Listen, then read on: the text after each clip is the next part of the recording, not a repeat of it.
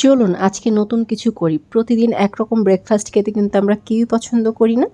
আর যেহেতু এখন অনেক বেশি গরম, আগুনের কাছে যাওয়াটাও কিন্তু অনেক কষ্টকর।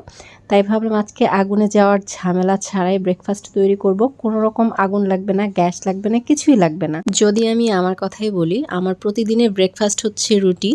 আর প্রতিদিনই আগুনের কাছে দাঁড়িয়ে রুটি সেঁকাটাও আসলে অনেক কষ্টকর। তাই আজকে আমি একদম প্রতিজ্ঞাবদ্ধ হয়েছি যে আমি কোনোভাবে আজকে আগুনের কাছে যাব না, গ্যাস ছাড়াই হচ্ছে আজকে ব্রেকফাস্ট তৈরি করব।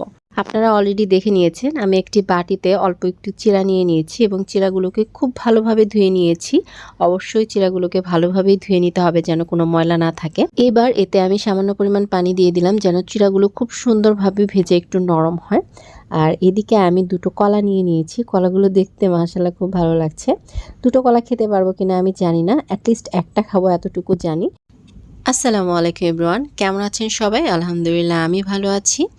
এবার হচ্ছে আমি কলাটাকে হাতে নিয়ে নিলাম। একটি কলাই আপাতত নিচ্ছি আর এটাকেই ভালোভাবে কেটে নিব। এবার হচ্ছে কলাটাকে আমি ছোট ছোট স্লাইস করে কেটে নিব।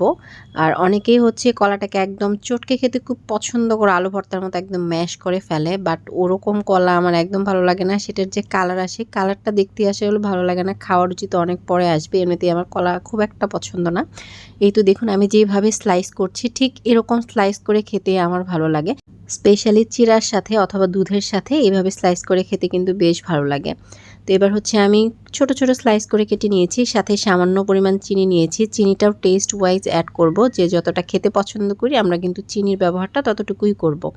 এদিকে আমার চিড়াটাও কিন্তু খুব সুন্দরভাবে নরম হয়ে গিয়েছে। আমি যে পানি দিয়ে ভিজিয়ে রেখেছিলাম চিড়াটাকে আমি হাত দিয়ে চেক করছিলাম যে ঠিকঠাকভাবে নরম হয়েছে কিনা। দেখলাম যে না, ঠিকঠাকভাবে নরম হয়ে গিয়েছে। এবার আমি সামান্য পরিমাণ চিনি নিয়ে নিচ্ছি কলার উপরে। আমি খুবই সামান্য পরিমাণ চিনি নিচ্ছি, কারণ বেশি চিনি হলে খেতে ভালো লাগবে না। এবার হচ্ছে চিড়া নিয়ে নিচ্ছি। আমি এখানে বেশিরভাগ চিড়াটাই নেওয়ার চেষ্টা করছি, দেখা যাক আজকে আমি কতটুকু চিড়া খেতে পারবো। যদিও চিড়া খাওয়াটা খুব ভালো। আর এইভাবে কিন্তু আমি চিড়া মাঝে মাঝে খেয়ে থাকি, শুধু দুধ দিয়ে না, মাঝে মাঝে আমি টক দই অথবা মিষ্টি দই দিয়ে এভাবে খেয়ে থাকি কলা দিয়ে। আমার খেতে ভালোই লাগে। এবার অ্যাড করে দিলাম দুধ।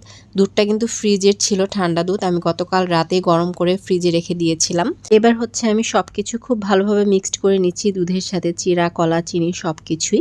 আর আজকের ব্রেকফাস্টটা কিন্তু অনেক বেশি হেলদি, সেটা আপনারা দেখেই বুঝতে পাচ্ছেন। চিড়া, কলা, দুধ, শুধুমাত্র চিনিটা ছাড়া বাকি সবগুলো উপকরণই কিন্তু অনেক বেশি হেলদি। অনেস্টলি খেতেও অনেক ভালো লাগছে। মুখে দেওয়ার সাথে সাথে একটা ঠান্ডা ঠান্ডা ফিল আসছে। আর এই খাবারটা কিন্তু আমার বডিটাকে অনেকক্ষণ ঠান্ডা রাখবে।